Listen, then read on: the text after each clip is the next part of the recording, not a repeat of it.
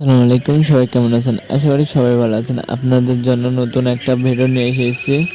চলো আজকে তোমাদের এই নিয়ে দেখাবো কত কষ্ট ভাইদের।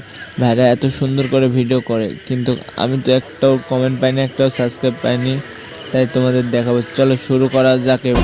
হয়তো আমি সবার চয়েস না, কিন্তু আয়নার সামনে নিজরে দেখলে আতঙ্ক লাগে। আরে ভাই, তোকে আতঙ্ক লাগে? আমারে কি কিরম লাগে? আমরা কি আতঙ্ক পারি না?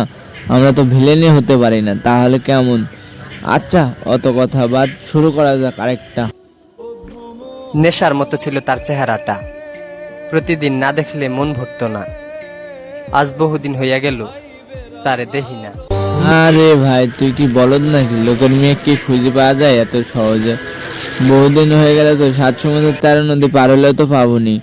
লোকের মেয়ে এটা তো নিজের গার্লফ্রেন্ড না, না নিজের বউ না, তো এটাকে কষ্ট পায় আর কোনো কিছু কারণ নাই। বাচ্চা পোলাপানেরা কি বুঝবে?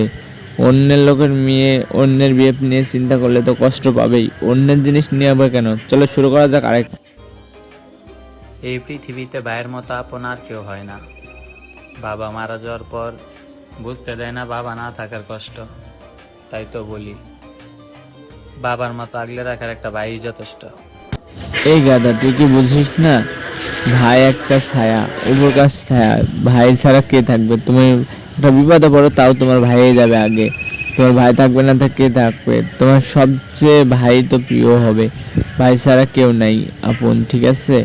তোমার ভাইয়ের কাছ 10টা কাছে, তুমি বিপদে পড়লে তোমার ভাই যাবে আগে, তোমার কেউ যাবে না। বন্ধু বান্ধব পরে যাবে, তোমার ভাই আগে যাবে। তোমার ভাইয়ের টুকুনো বুঝলে হলো। চলো শুরু করা যাক আরেকটা। ঘুমের ওষুধ খেয়েও রাত জাগা পাপি আমি।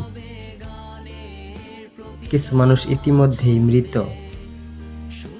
তারা কেবল তাদের পিতামাতার সুখের জন্য বেঁচে আছে। হ্যাঁ ভাই, এটা সত্যি কথা। আমার পিতা মাতার জন্য বেশি